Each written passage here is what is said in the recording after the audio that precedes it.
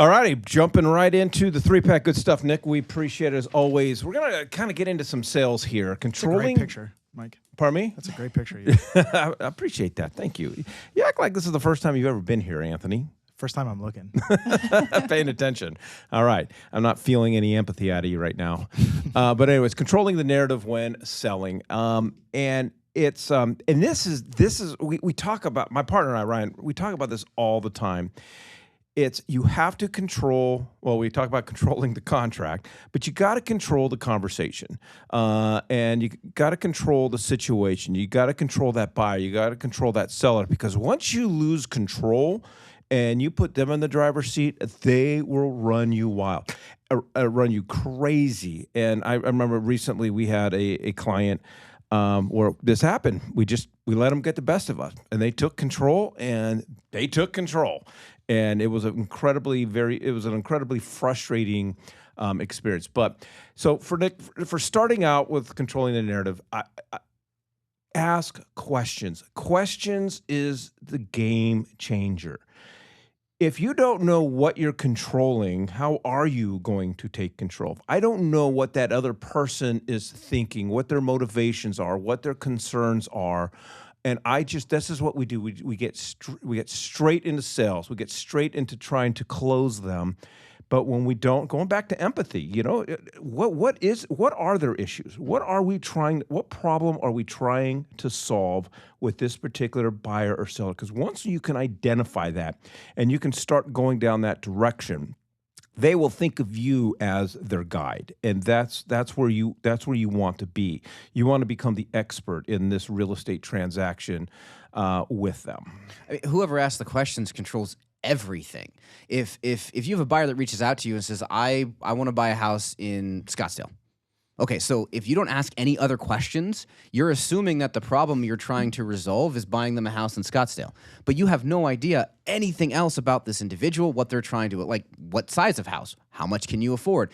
These questions, they don't, especially if they're new to buying a home, they don't know what questions they need to have answered. They have no idea. So you have to be as curious, I love that, stay curious and stay in control, as possible. You need to ask as many questions as you can with the goal of getting them to speak more than you. So you ask a question, stop talking. And then what else? Yeah. And then I like too, because we try to get away from the priced focus conversations where people are so concerned about interest rates, so concerned about the price, so concerned about all of this stuff. If we understand what the motivations and all the concerns are, then we can talk about the outcome. Yeah, okay, this neighborhood might be a little bit pricier than what we originally started out, but we've identified that this is important, this is important, this is important, and this is important, and this particular neighborhood checks all of those boxes. So. And you're not making any assumptions. Exactly. All right, number 2, frame the problem before presenting the solution. At any given time, we can take a stab at what are the main problems right now, and not problems, obstacles and objections that any buyer or any seller are going to have right now. Right now, it's still rates that are. Right now it's how is the situation in Iran impacting gas prices, impacting the real estate market? Is the market going to crash or depreciate here? It's all the same stuff over and over and over. And when you can identify what are the top 5 most common objections a buyer and a seller are going to have, know how you're going to respond, then I literally will bring up those before they come up. Like, for instance, we talked about a couple weeks ago when someone goes, how's the market? The answer is always, yeah, great. Yeah. People go, how's the market? It's great. And then I know that rates are a big thing. They go like, how can you say that? I go, because rates are so high. Well, what do you mean rates are so high? Well, when rates are high, you got less buyers. You're going to get more. So, I mean, I got the whole spiel down, but I try to interject those those problems, those objections prior to them actually coming up. Yeah, I mean, if you can get ahead of it, and again, you're dealing with it first before they can hear about it in the news, hear it from a parent, have someone in their life that they trust go, well, did you know about this? And this is causing this issue. Now they're stewing on it for hours and hours before they have a conversation with you, where that quick 30-second comment puts them at ease, and they don't have to think about it anymore, because when that parent goes, well, if you have this in the backyard, you're going to deal with this all the time. Oh, no, I already talked to my realtor about it. They addressed it. We moved on down the road. Oh, rates are really, really high. Yep, I talked to my realtor. We're able to do X, Y, and Z because I got pre-called for this. So you give them the ammo, so then they start defending your comments back to them, and it's a great way to get them on your team and not let these things fester in their brain. I tell people, agents on social media all the time, go talk about the problems that everybody's worried about. Address it. Use that as your hook. Talk about rates might suck right now and have that solution. But yeah, don't be afraid to talk about what everybody's worried about. I tell people, the higher the rate, the better opportunity you're going to have as a buyer. Absolutely. And people are like, what are you talking about? And going back to that now, we're establishing what success looks like. Okay, well, if you use me, we're going after high interest rates.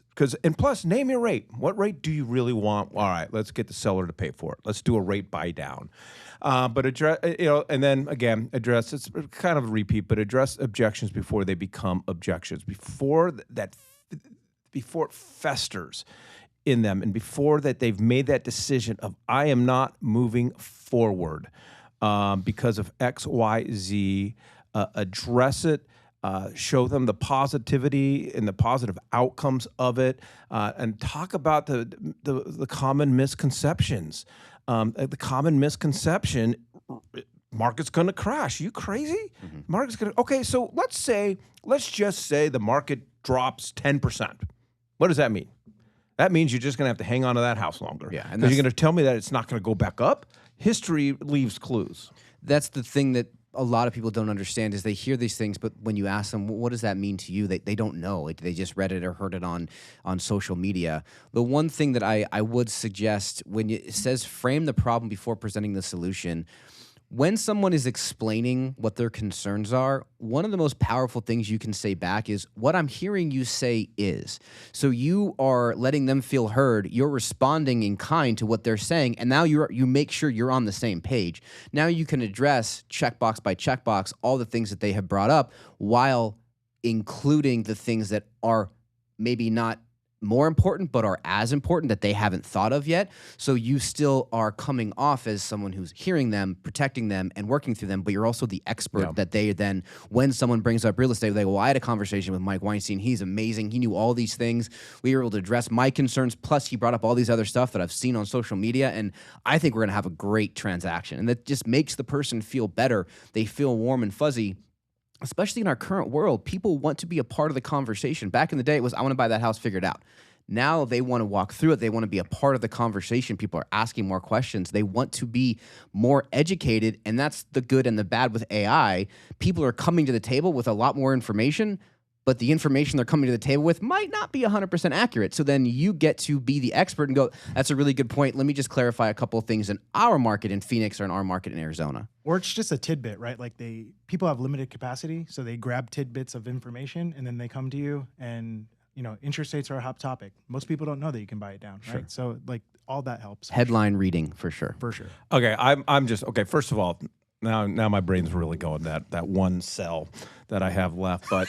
Okay, so you start off. Okay, she who asks the questions controls the situation. This is all about questions. Yeah. You're not only asking the questions, but you're also answering their questions. So everything is question focused. That's really what comes down to, and that's what sales really comes down to. But I'm just on a side note, Amy. I think we should do some sort of social media thing of here's the wrong things that AI told me about real estate. I don't know, haven't come up with a slogan yet. I like this. But just, I think. Let's do it. All right. We'll do it. AI is NA. So there's something there. We're gonna Okay. work through that. There's something there. All right.